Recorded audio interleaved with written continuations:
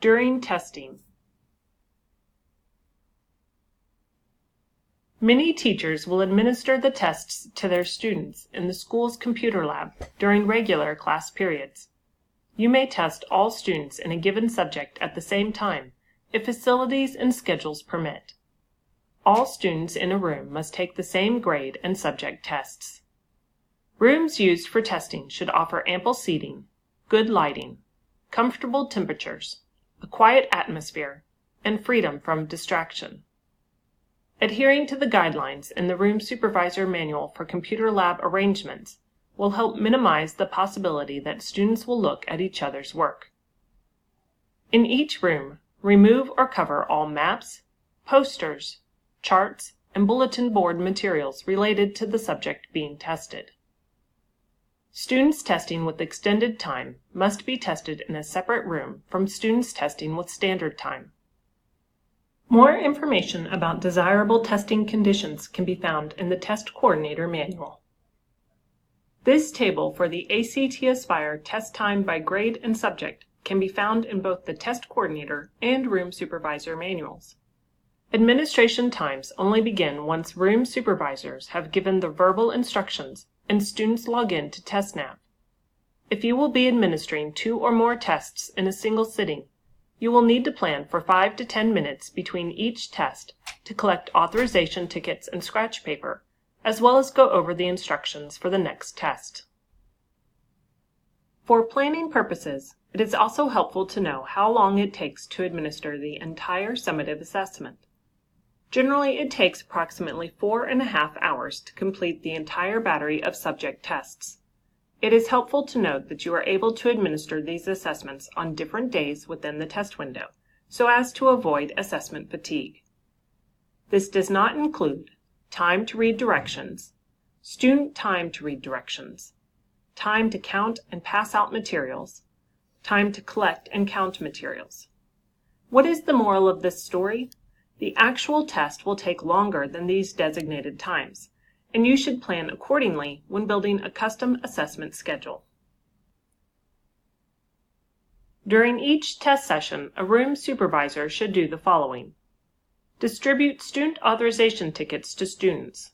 Remember that authorization tickets can only be used by the student listed on the ticket. Read the appropriate verbal instructions from your manual, exactly as stated. Log start and stop times for each session. Move about the room observing students as they test and noting irregularities. For example, a student becomes ill. Resume students if needed. We will talk through the process in a few slides. Work instructions for resuming students can be found on Avocet, under R for resuming a student. Assist students in ending and submitting tests if necessary.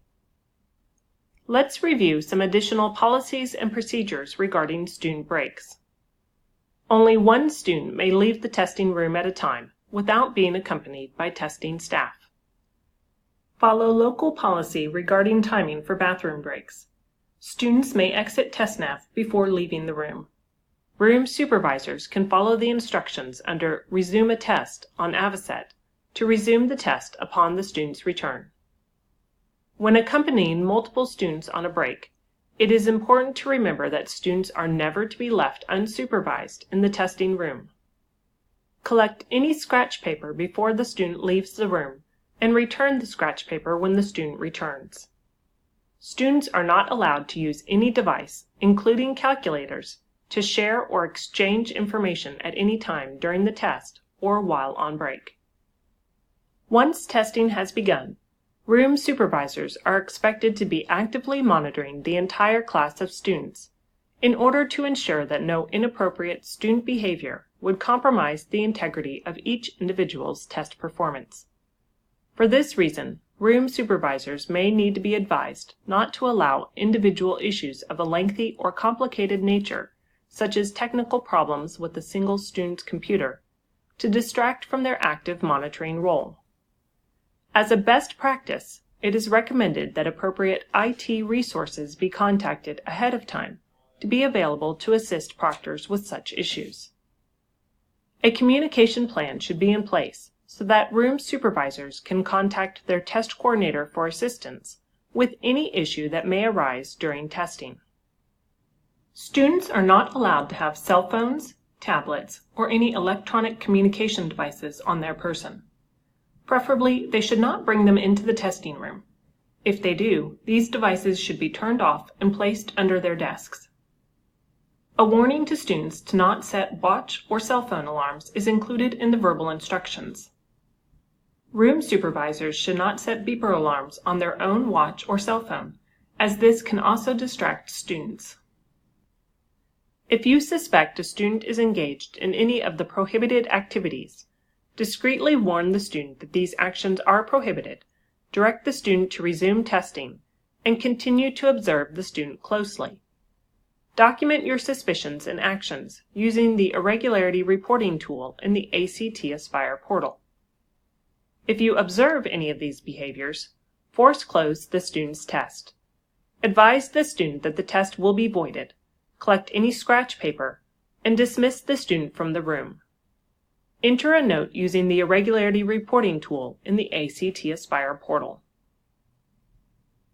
As a room supervisor, you may answer questions about the general test instructions before testing starts. If students ask about guessing, refer them to the directions given during the verbal instructions, which read, "It is best to answer every question, even if you are not sure if your answer is correct. Do not comment on or add to the printed directions in any way." You cannot answer questions regarding individual test items. Respond to any student questions with, "Do the best you can." If students note errors or concerns with particular test items, instruct them to do the best they can, and then note this on the Testing Irregularity Report. The Irregularity Reporting tool in the ACT Aspire portal is intended for use primarily by school personnel to record any test administration irregularities that may affect student scores or the analysis of ACT Aspire results. Recording an irregularity for a student is not the same as voiding their test and dismissing them for prohibited behavior. Instructions for using this tool can be found in the Reporting Irregularities section of the Avocet website. Testing personnel should use the tool to report any of the irregularities occurring within the room. Room supervisors should document any of the occurrences shown on the screen during the administration of the tests. Please note, bathroom breaks do not require an irregularity to be entered. The Room Supervisor Tech Hints document, which can be found on Avocet, provides some high-level troubleshooting hints for room supervisors. This document should not replace any instructions your technology or test coordinators have provided. As mentioned previously, room supervisors should not allow themselves to be distracted by individual issues of a lengthy or complicated nature. If you are unable to quickly resolve a technical issue, follow your communication plan to contact your IT staff or test coordinator as applicable. Now let's review some functions in TestNav. The ACT Aspire tests are timed. With computer-based tests, TestNav has a built-in timer. During testing, it's possible a student may need to exit their test and stop the timer. For example, a bathroom break. In this case, they will click on the person icon in the top right-hand side of the screen, and then choose Log Out of TestNav from the drop-down menu. They can then select Save and Return Later, which will exit them from the test and allow the room supervisor to resume their test when they return. If a student has exited TestNav, he or she will need to be resumed in order to log back into the test. You have the ability to resume students individually or to resume multiple students at once. To resume an individual student, select the exited status next to the student and then choose Resume Test from the drop-down menu. To resume one or more students at once, select the checkbox next to the student or students you would like to resume, then select the Resume button. In either case, a confirmation screen will display, and the student's status will change from exited to resumed, and he or she will be able to log back into TestNav using the same authorization letter used to enter the test originally. As mentioned previously, TestNav has a built-in timer. If the student naturally runs out of time, the student will need to submit their final answers. In some unique situations, the student may require unplanned extended time. In this case, the room supervisor can enter a proctor password from the portal to allow the student to gain access to the test after the timer has expired. The proctor password can be found on the test session details screen, beneath the details on the left-hand side of the screen. Click the blue arrow to display the code, which is unique to that specific test session. The password is 10 characters and alphanumeric and cannot be entered with spaces. There is only one code per session, and it can be used for any students in the session that require the extended time. The password cannot be reset, but it can always be found in the test session details. You also have the ability to reset the TestNav 8 login passwords if needed. There are 3 options: for all students, for selected students, or for an individual student. To reset all student passwords in the session, select the Reset button in the test session details screen and choose For all students. To reset passwords for some students, check the box beside the students you wish to reset, and then select the Reset button and choose For selected students from the drop-down menu.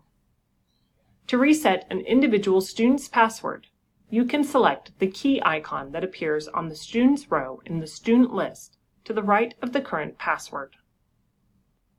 When students are finished with the test, there are 3 ways they can submit their final answers for scoring. The first option occurs when the TestNav timer runs out and the student is not receiving extended time. The student must click on the Submit Final Answers button to submit the test for scoring. If they do not, they may not receive a test score.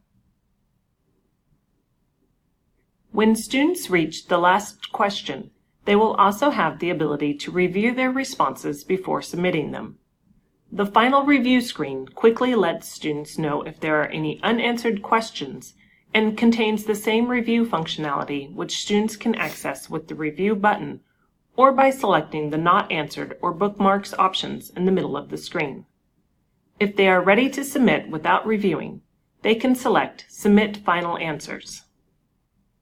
From the review screen, whether selected from any test item or the End of Test screen, the student can select End of Section from the All Questions tab. Doing so will take the student to the End of Test screen, and the student can select Submit Final Answers.